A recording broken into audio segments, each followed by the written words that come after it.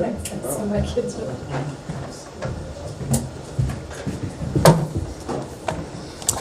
Good afternoon, everybody. Get everything situated here. All right, I do not have any opening remarks, so Sean? Sure. Start in the Middle East, I suppose. Yeah. I know Admiral Kirby spoke a little bit about the current state of play, but wondering in particular, with the situation between Iran and Israel, where things stand now, has there been any further communication from the Secretary or others with players in the region?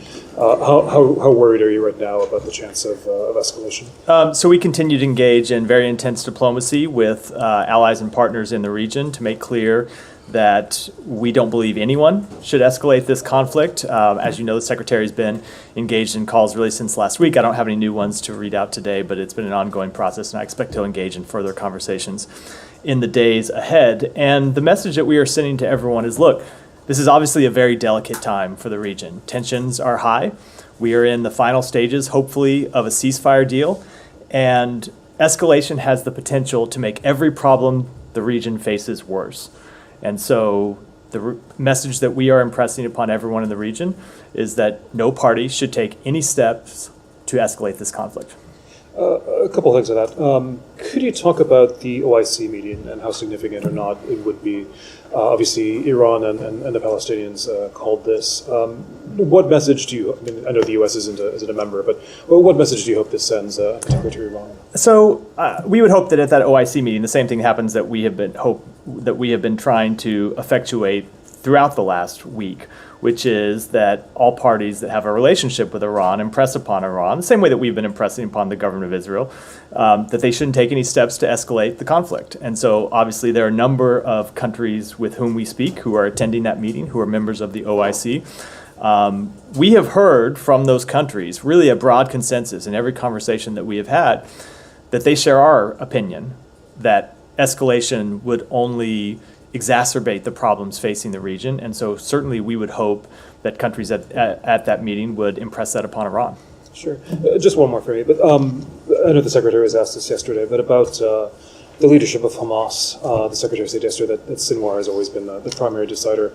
Nonetheless, somebody who purportedly masterminded the October 7th attacks, and today the Israelis have, it's not a surprise, but very clear that they want to kill him. How does that complicate the process of diplomacy and getting a ceasefire? And is there at least, if not a contradiction, at least a tension between trying to kill someone and trying to negotiate a ceasefire? I don't think there is. I really don't think. It's what the Secretary said yesterday, obviously, I think is accurate, which is it doesn't really change the situation. Two things can be true. Number one, Sinwar is a brutal terrorist with blood on his hands, including the blood of American citizens, and not just American citizens, but citizens of many countries around the world. So remember, it's not just citizens of Israel that were killed on October 7th. There were citizens of multiple countries, as I said, including the United States.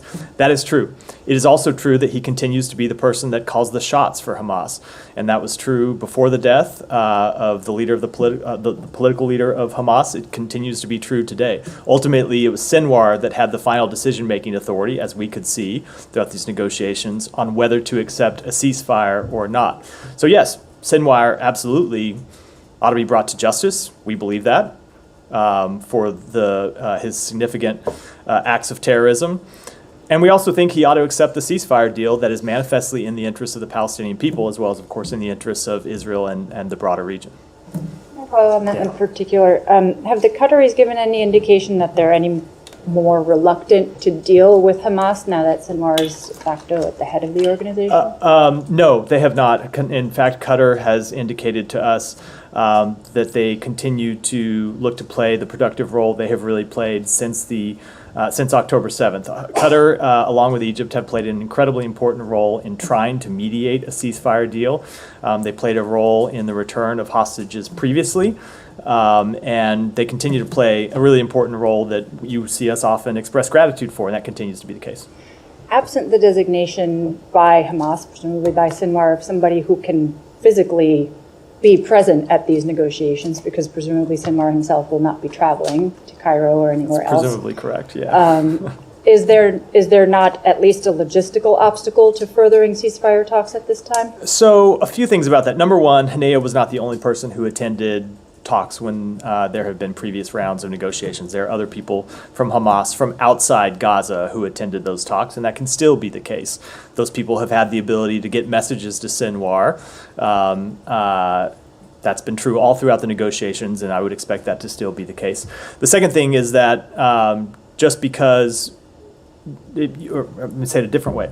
Second thing is that actual physical negotiations are not the only time that there are talks that go on throughout this process, right? We talk to Qatar and Egypt all the time. We talk to Israel all the time. They have the messages to communicate with the leadership of Hamas, even absent getting in a room and talking to them. And I would expect that to continue to be the case as well.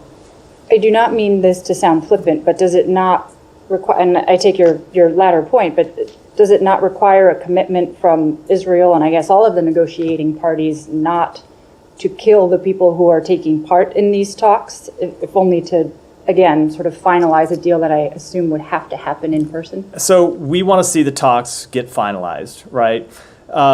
There's a couple ways to take your question. If you mean with respect to Sinwar, maybe that's not what you meant. So I just say, because that was something that Sean asked about. Maybe certainly with respect to Sinwar, is something that somebody that we believe ought to be brought to justice. There are other members of Hamas as well who are terrorists who deserve to be brought to justice in one way or the other.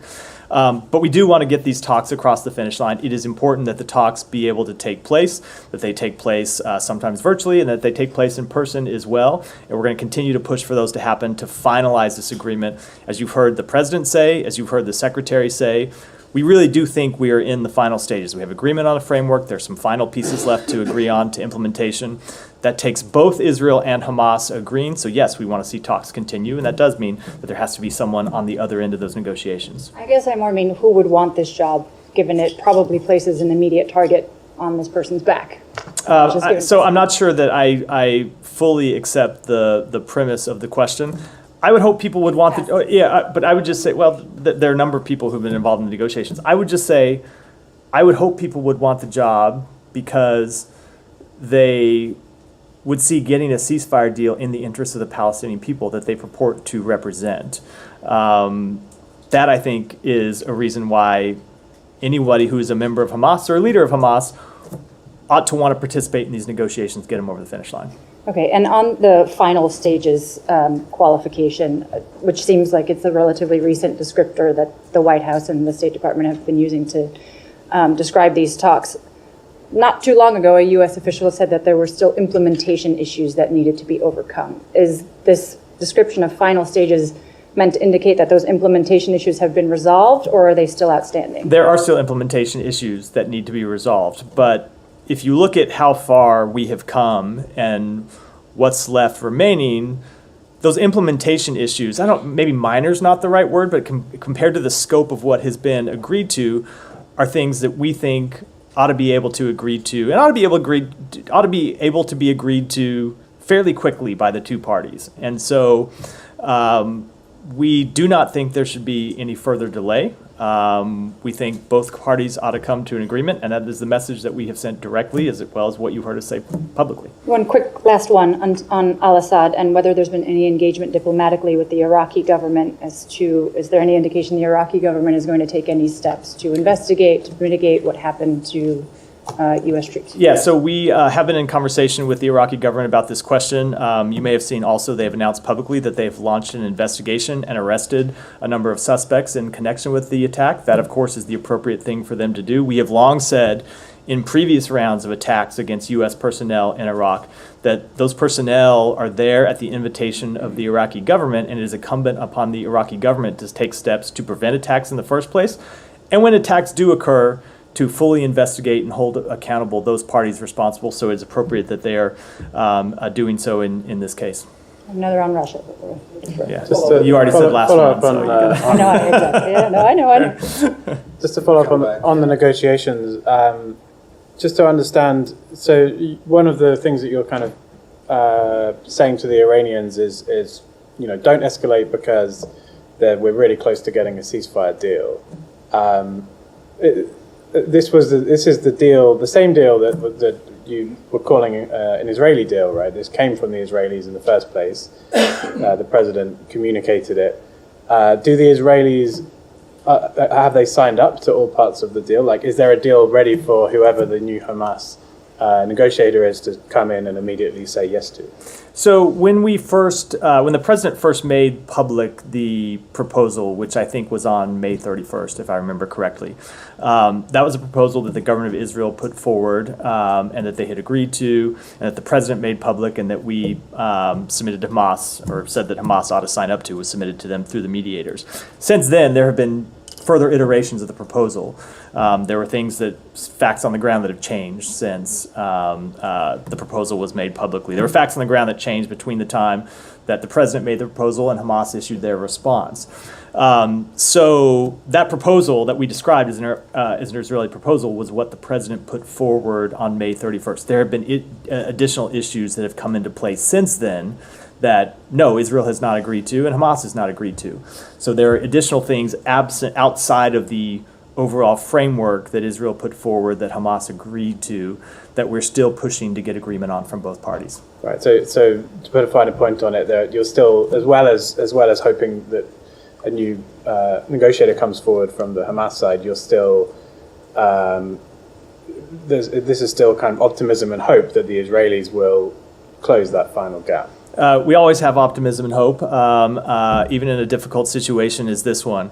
The government of Israel can speak for itself. I will give you our assessment of the situation and what it is we're trying to do. Our assessment of the situation is that these final issues very much ought to be bridgeable, and that there are real proposals that we have put forward to bridge the differences that we think ought to be agreed to, and we have made clear to the government of Israel that they ought to agree, just as we believe the other mediators who are in contact with Hamas have made clear to Hamas that they ought to agree to compromises on these final issues and get us to an agreement. And just finally, the Secretary mentioned these direct contacts with the Iranians. Can you tell us, has the US sort of had any response directly, not through not through intermediaries, but directly? Have the Iranians said anything in response to these messages you've been sending? So I don't want to speak to that publicly. We have always said that when we need to send a message to Iran, we have the ability to do so. And of course, we have the ability to talk to others in the region who can impress upon Iran our shared concern about escalation. But as for Iran's responses, I will not have any comment on that. Saeed. Thank you. A couple of things on the Iranian response. Do you believe that the longer it takes, it means that it is more deliberate or more thought is going into it? It is likely to be more controlled and less provocative or less spreading to make a major war in the region. Your assessment. So it really requires me to number one, speculate, and number two, try to put myself in the heads of the leaders of the Iranian government, and I'm not going to do either one of those things. Okay. All right, fair enough. I also wanted to ask you about Sinwar. In retrospect, do you believe the Israelis made a mistake by assassinating someone like Haniya, who's more moderate, knows, goes around and so on, and now you have someone who's probably a lot less moderate, more militant, probably more isolated, not exposed in terms of leading negotiations?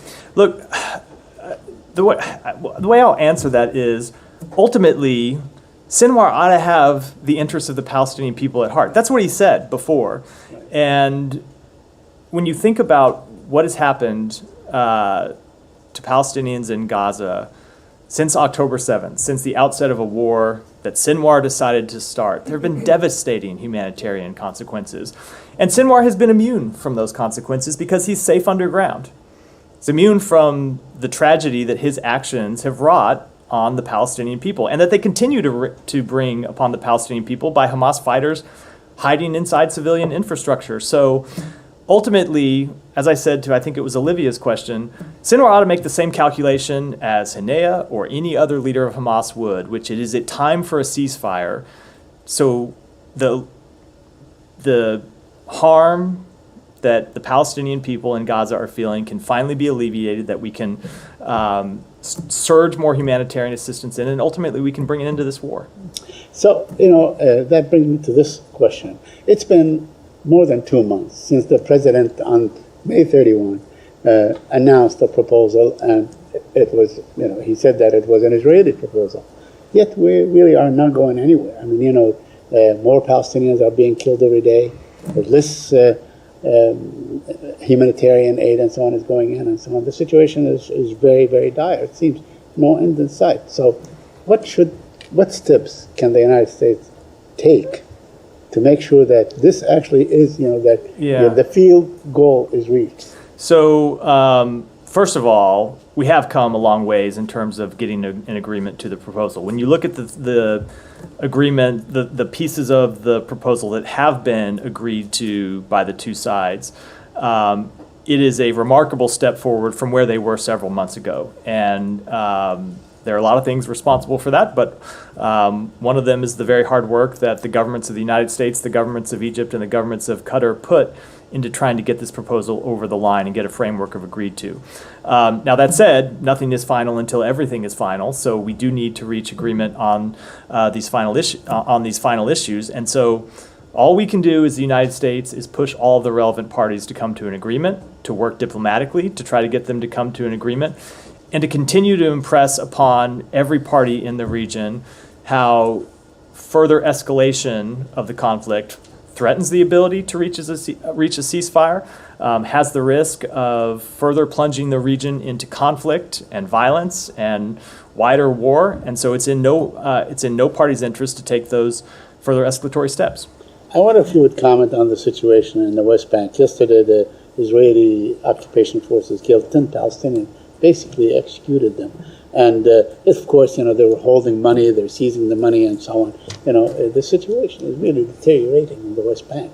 It's in many places, it's not much better than what's going on in Gaza. So two different things in your question with respect to anti-terrorism operations that Israel has conducted. They have a right to defend themselves. They have a right to conduct anti-terrorism operations. I saw that in the reports of some of those Palestinians who were killed, you had Palestinian Islamic Jihad praising them as members of the resistance and members of the armed resistance. So those are obviously people that Israel has a right to conduct legitimate terrorism operations against. When it comes to the withholding of Palestinian tax revenues, however, that's a different matter. We have made very clear that Israel needs to release all of that money. It's Palestinian money. And if you have seen our diplomatic engagements on this question over the past several months, produce results time and time again. Not all of the money has been released, but a very significant portion of the money that at times Israel has withheld has been released as a result of the work that we have put into this. So Israel has a right to use fighter planes, fighter jets supplied by the United States against an occupied people? I'm not going to speak to. I'm not going to speak to each strike or each specific tactic, but they do have the right to, when there are people, when there are militants who are plotting terrorist operations against Israel, of course they have the right. Of course they have the right to carry out strikes and other anti-terrorism operations to defend against defend against terrorism. Thank you. May I move to Ukraine, please? Sure.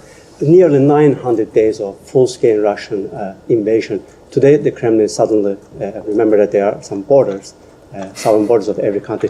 Can you speak to what's going on, the latest developments, given the reports coming up? What do you know, how much you know, and have Ukrainians informed you about the latest? Have we heard from the Ukrainian side? So we are in communication with the Ukrainians about this particular operation. I believe you're referring to the operation across the border that they launched earlier today. I will leave it to them to speak to what kind of operations they're conducting and what their goals are. That's appropriate that they speak to that publicly, not us.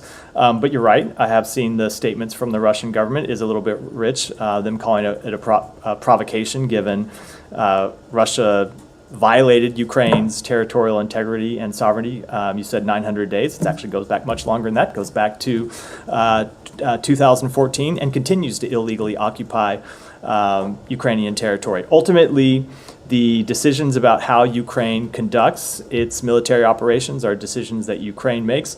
Nothing has changed about our policy with respect to strikes across the border. I mean, no constraints placed on Ukraine in terms of how they fight back or take the fight. Nothing with respect to the policy that we announced several months ago with respect to allowing our the equipment that we provide to be used in strikes across the border to target sites, Russian military sites just across the border. Nothing about that policy has changed. Beyond the U.S.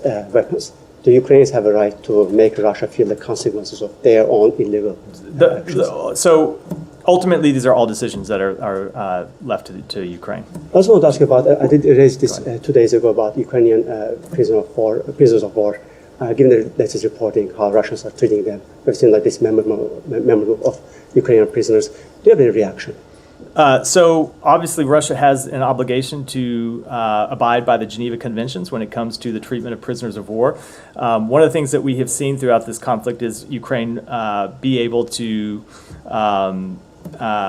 engage in conversations, not directly with Russia, I believe, but through intermediaries to be able to return Ukrainian prisoners of war, and those are obviously important. One more, George, if I may. The Secretary today issued a statement about 16 years of illegal invasion of Georgian territories. 2 points here. One is, are you in a position to finally say out loud what the Georgians have been waiting for 16 years to hear from you, that this was unprovoked?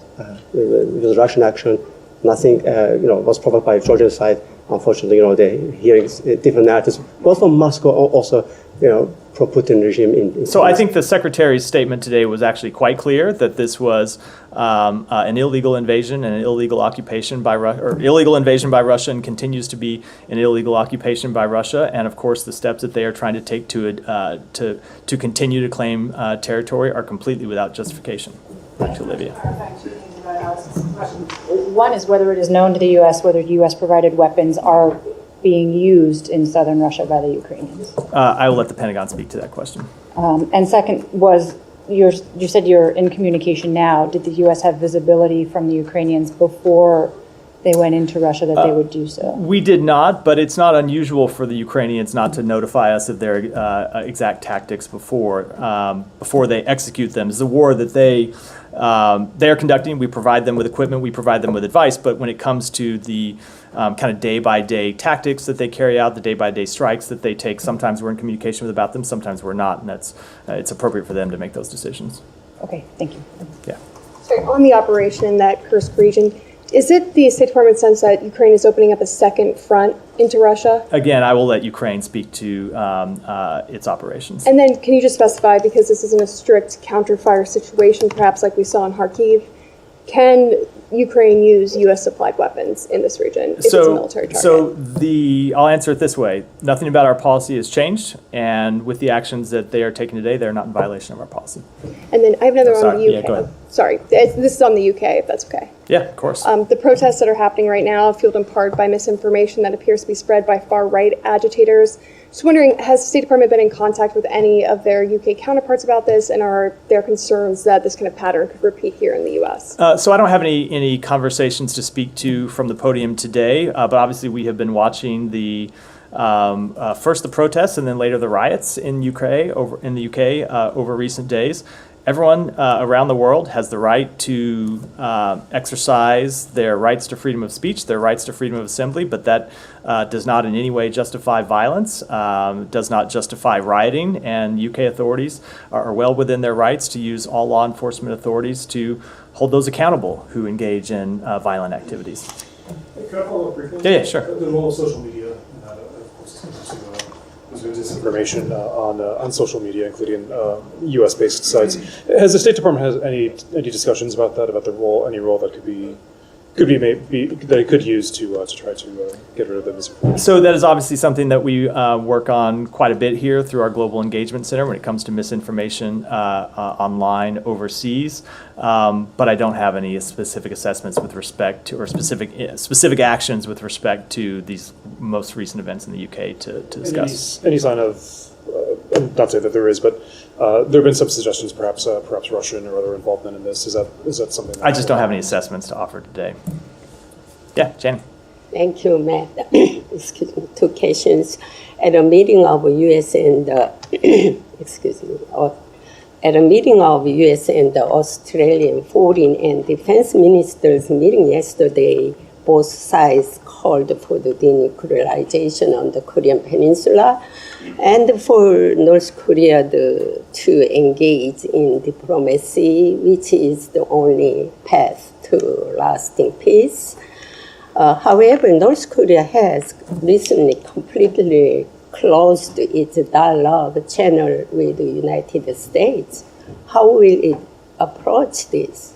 So we will approach this by continuing to consult with our allies and partners and continue to make clear that it's not just the United States that rejects the nuclearization of the Korean Peninsula. It's not just the United States that's calling for a return to diplomacy. It is other countries. You mentioned that Australia, in the joint statement that we released yesterday, shares the same position as us. That's a position that is held by countries really around the region. And so ultimately, it is the broad, I won't say consensus, there are other countries that have different views, of course, but when you look at most of the countries in the region, it is a near consensus that Iran's action or North Korea's actions are unacceptable and that they ought to return to diplomacy.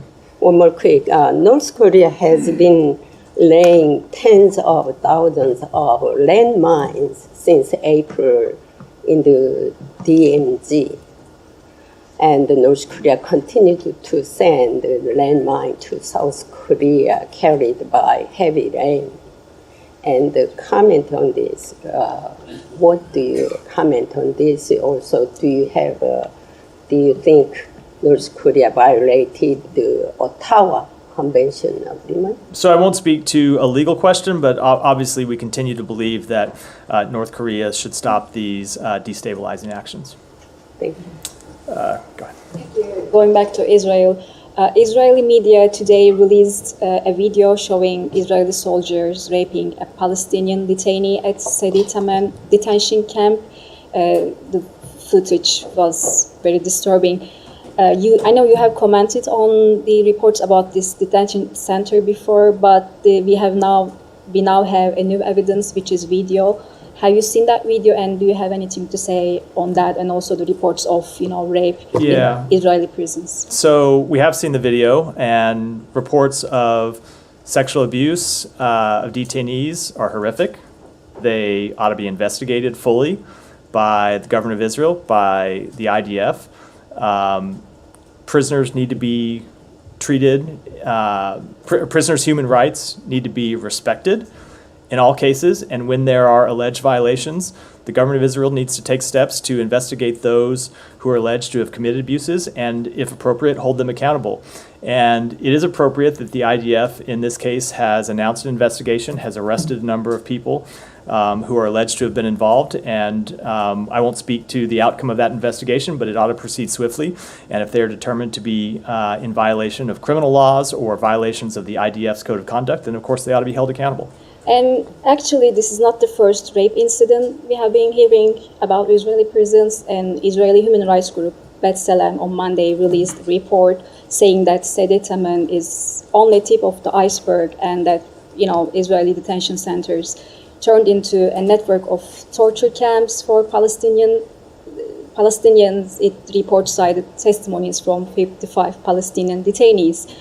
So I know the Israelis are investigating this, but would you support an independent investigation into those allegations? So I would have to look at what the specific independent investigation people are calling for and pass judgment on the merits. But look, there ought to be zero tolerance for sexual abuse, rape of any detainee, period.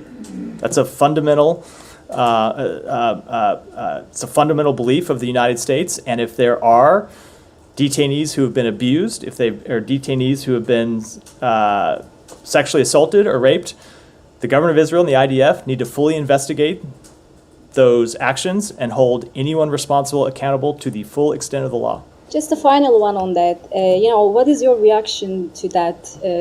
Israelis, including politicians and lawmakers, protested actually the arrest of Israeli soldiers who are suspected of abuse and rape. And, we have also seen comments from Israeli lawmakers trying to justify the, rape of Palestinians. Have you seen those remarks? So obviously, with respect to the last question, there is no justification for rape of anyone. As I said, there must be zero tolerance for sexual assault of detainees. And with respect to comments that have been made by people in the Israeli government or protests or attempts to interfere with the judicial system, the military judicial system in Israel, our principle, the principle that we believe ought to apply in Israel, is a principle that ought to apply anywhere in the world, and that is that the rule of law needs to hold. And so we have seen the statements by the IDF Chief of Staff that these investigations are important, that they are going to continue, and that is fully appropriate. Have you seen have you seen the B'Tselem report? It's called Welcome to Help, the B'Tselem report that I have seen the report. I haven't reviewed it in detail. Yeah. Thank you, Matt. Going back to Iraq, and this attack has happened just after 24 hours after the Secretary Blinken calls to Iraqi Prime Minister, and he was requesting him the protection for the U.S. forces. So you haven't labeled any militia group who was behind this attack. Do you know which group attacked the U.S. forces in Iraq? Has the Iraqi government told you any information on this? So it is a question that we continue to review, and of course, as I said in response to an earlier question, it's a matter that's under investigation by the government of Iraq. And then has the Iraqi government requested you to not respond this attack because they are doing investigative and they will take care about accountability? I'm not going to get into any private diplomatic conversations. Go ahead, Ksenia. 9 Serbian post offices in northern Kosovo were closed by the Kosovo government on August 5th, an action the EU condemned as unilateral and uncoordinated step, and a violation of agreements reached under the EU-facilitated dialogue. The condemnation include familiar words such as unilateral, uncoordinated, and calls to return to a dialogue, which to this day Prime Minister Kurti didn't take seriously. So how many red lines in northern Kosovo can Prime Minister Kurti keep violating without any consequences? So I'm not going to speculate about actions in the future. What I will say is we are concerned by the continuing uncoordinated decisions by the leadership of Kosovo. We believe they put at risk the opportunities that we have helped Kosovo create. If you look at the story since Kosovo's independence, the United States has strongly supported their full integration into the international community as a sovereign, multi-ethnic democracy. But to realize this vision, which is a vision that we share, we have cooperated with successive Kosovo political leaders on measures that enhance peace and prosperity at home while advancing Kosovo on this Euro-Atlantic path that you agreed to. And so what we would encourage the government of Kosovo to do is to return to close and constructive engagement with the United States, with the EU, with NATO, and Kosovo's other close international partners, and we have made that clear. As I'm making this clear publicly, we have made that clear privately to the government as well. Thank you. Yeah, go ahead. Yeah. Thank you. I'm Celia from VOA. Venezuela has been in the news since last week, and we just want to clarify. You made a statement on Monday about the stance of the United States after being asked if the United States recognized Edmundo Gonzalez as the president-elect of Venezuela. We have heard from the United States the week prior that they recognize his win. Is that a change, or is that the same position? We just as No, it is the same. It is the same position. We have made clear that we believe he received the most votes in the election, and we think if you look at the results that were obtained by the opposition and made public by the opposition, they confirm that even if Maduro were to win every vote of those outstanding, it wouldn't be enough to close the gap. But at the same time, what we support moving forward is an inclusive Venezuelan-led process for the reestablishment of democratic norms in coordination with our international partners, and that's what we've been discussing with our international partners, as well as with the opposition in Venezuela, to whom the Secretary spoke at the end of last week. So Mexico, Colombia, and Brazil is the team that it has been formed as so far. So the United States expressed specifically that you're supporting that process. How that process looks like for the United States, as the government of Venezuela right now is tightening up their arrest of opposition, protesters are being detained, it's been claims of violation of human rights, and orders of the arrest for Edmundo and Maria Corina Machado had been issued by the government. Yeah. So we've been quite clear that we have great concerns about those ordered arrests and have great concerns about the crackdown on protests. I don't think they really, don't think those actions by Maduro really inspire confidence in the regime's actions, and certainly don't inspire confidence in his proclaimed victory when you see him continue to take actions to crack down on the opposition, to not release the full results. So we're going to continue to discuss these issues with people in Venezuela. As I said, this ultimately needs to be a Venezuelan-led process to discuss how to return to democratic norms, and we're going to talk about it with our partners in the region.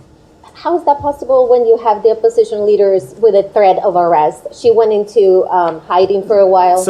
So unfortunately, it is a sad reality. This is a situation the opposition leaders have been living with for some time, not just in the past week, but obviously for years.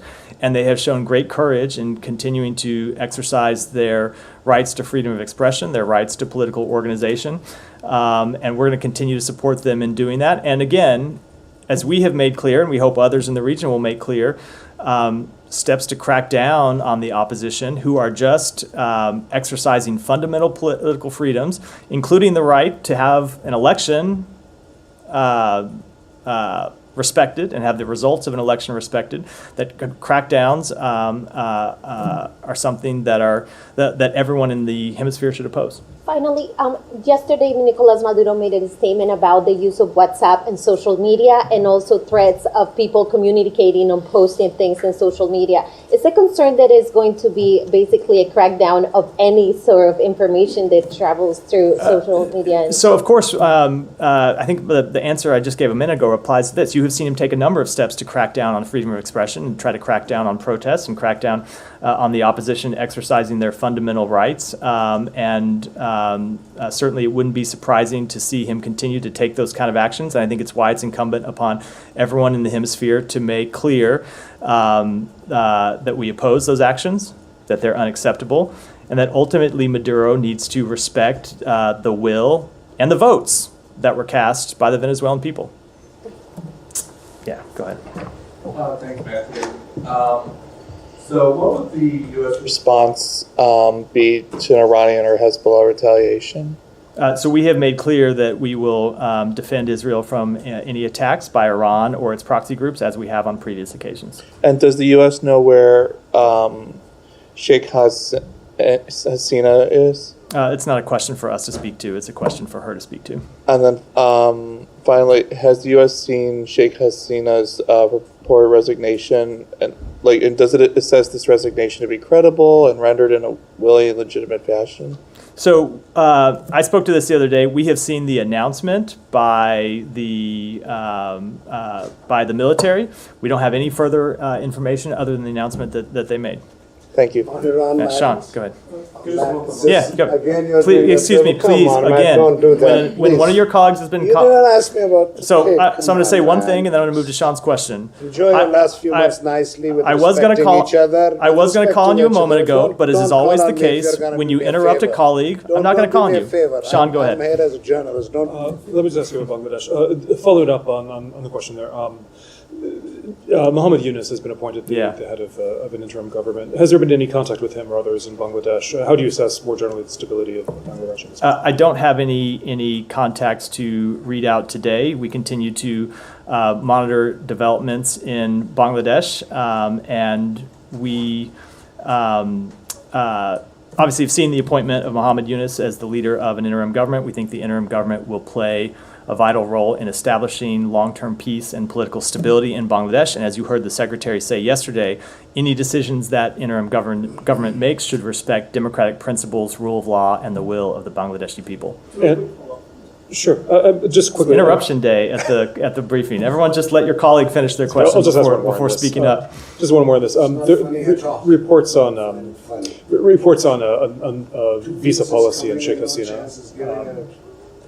Visa policy in Sheikh Hasina. Go ahead, Sean. Whether the United States... Maybe start. I didn't hear the premise of the question. Others were speaking. So. I mean, I know that the issue of the visa for Sheikh Hasina. Does the U.S. have any comment on that, whether her visa would be valid or whether she would be allowed here if she so chose? So visa records are confidential under U.S. law. I can't speak to them in any way. Yeah, go ahead. So DOJ charged Iran-linked Pakistani over political assassination plot.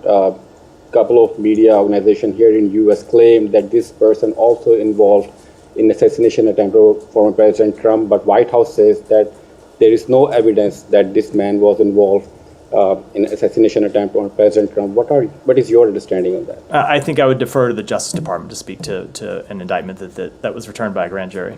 So what kind of conversation is going on with Pakistan on this? Because there is a mysterious silence in Pakistan embassy here, and they are not saying anything about it. And what kind of correspondence is going on in Pakistan? What kind of message being given to Pakistan? So I don't have any discussions to speak to today, but we have been clear that the United States will continue to do what is necessary to protect our people, including former officials, from threats emanating from Iran. That continues to be the case, and beyond that, it's really a matter that I should leave to the Justice Department. So Pakistan embassy also working as a point of contact for Iran here. They have a different section which is taking care of the Iranian affairs here. So is there any message being sent to Iran through Pakistan embassy? I hate to do this, but as I just said, you're asking me about an ongoing legal matter that is the subject of a DOJ indictment. It's just not something I can speak to from here. Go ahead. Thank you, Matt. I'm sorry. Go ahead. So because of your media management, by the way. As Sean asked my question, my one question is to you. Are you aware that dictator Prime Minister Hasina's son staying in Virginia and threatening the new government, inciting violence, and he was also the ICT, Information and Technology Advisor to the former dictator Sheikh Hasina, who shut down the internet in Bangladesh. So what is your comment? I don't have any comments by statements made by a private citizen. I've already spoken to the interim government in Bangladesh and what steps we want to see it carry out as it moves forward. What is your expectation to the new government to make stability, to build the institution, and to arrange a free, fair, inclusive election? So as I just said in answer to Sean's question, as the interim government makes decisions moving forward, we want to do so. We want to see them do so in a way that respects democratic principles. Ryan. So I'll follow up on the Venezuela question. The situations in Venezuela and the Pakistan elections were remarkably similar. You had, in each one, you had the polling locations distribute the vote tallies that the opposition was courageously kind of able to get a hold of and then aggregate together and then show that the results that were being given by the central authorities were just completely inaccurate. But the main difference, though, was the U.S. response. Like Don Liu, for instance, said when it came to Pakistan, we don't actually recognize governments, he told Congress. That's not a thing we do. We work with them, but we don't recognize them. But when it came to Venezuela, very quickly, the State Department affirms that the opposition won the election.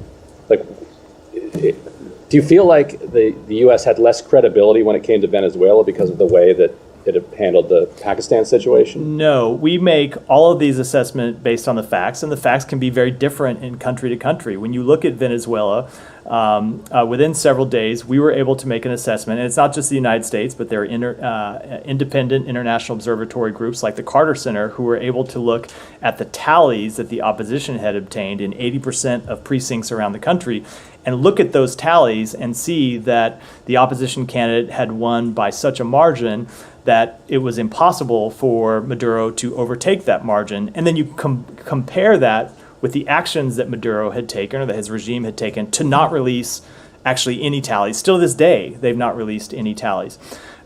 Compare that with the situation in Pakistan, where you did have the Supreme Court who took steps, who reviewed it, and after a number of weeks, number of months, did find some irregularities and ordered, I believe that several candidates were reinstated. Get the exact specifics of it wrong. My point being, it's a very different context, and I don't think the facts line up just quite so cleanly as the way you described them in your question. More broadly, I want to ask you about transnational repression. Has the State Department seen any rise in that as a phenomenon? How seriously? So it's certainly something that we have been vigilant in monitoring. We have seen countries around the world engage in it and attempt to engage in it. It's something that we take quite seriously. You've seen me over it's more than a year I've been doing this job now, asked about specific instances of transnational repression in a number of cases. We've made quite clear that it is something we oppose. And of course, you've seen the U.S. Justice Department take steps when it comes to examples of transnational repression as well. And finally, on this rape and torture center that seems to be pretty clear, all sides seem to agree that horrible things are taking place here. How is it still open? Does the U.S. believe that it needs to be closed at this point and just? So we believe that all of the allegations need to be fully investigated, and anyone responsible needs to be held accountable. I think that's the appropriate first step before moving to anything else. We'll go one more in the back, and then we'll wrap for today. This is not your battle. So according to the European Union Representative Office in the Palestinian territories, Israel advanced last year the highest number of settlements in the occupied West Bank since Oslo occurred. The total number is 30,682. Do Palestinians who lose their lands for settlements have the right of self-defense? So we have made clear that we oppose the settlement program that has been executed by the government of Israel. We think that it is inconsistent with international law, and ultimately they're not conducive to peace. And it's a matter we continue to engage with the government of Israel on. I think I'll wrap there, but I do want to close with one final thing, which is just to note, those of you who have been watching me for the last year know that I try to cover as many people in the room. I try to get to everyone I can. But a principle that I have tried to uphold is that when people interrupt me and when they interrupt their colleagues, not only am I not going to call on them that day, I'm going to have a hard time calling them in the future. Thanks, everyone.